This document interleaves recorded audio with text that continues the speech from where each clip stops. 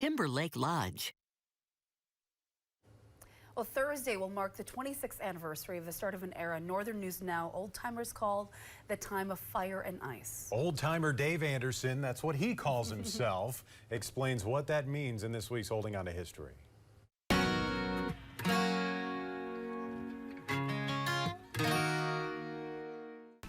It's Sunday, December 14th, and Top Line News at 10 has wrapped up.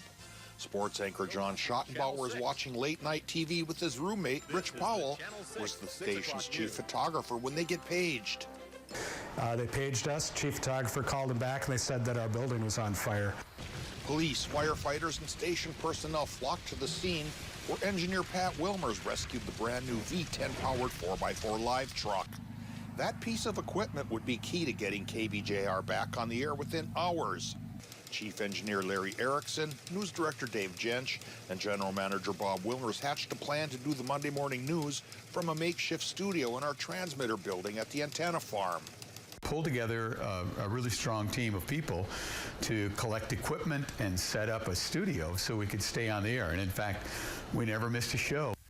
Jason Rice, Barbara Riles, and meteorologist Jason Poole got on air on time just hours after the blaze. For the next year and a half, we worked out of a double-wide trailer in the yard of WDSE-TV. And the fire wasn't our only trouble in the late 90s. The transmitter tower next collapsed in an ice storm in April 1999.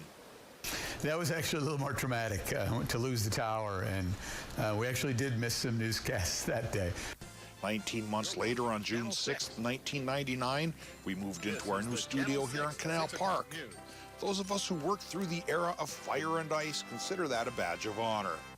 We had some really smart people who knew what they were doing and got things done, and it was pretty awesome to be a part of that.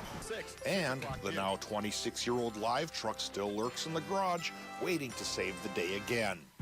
Holding on to history in Duluth, Dave Anderson, Northern News Now.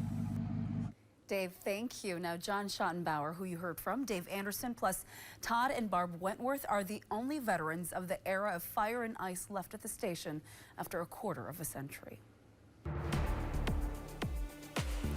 Let's take a look at the stats from today.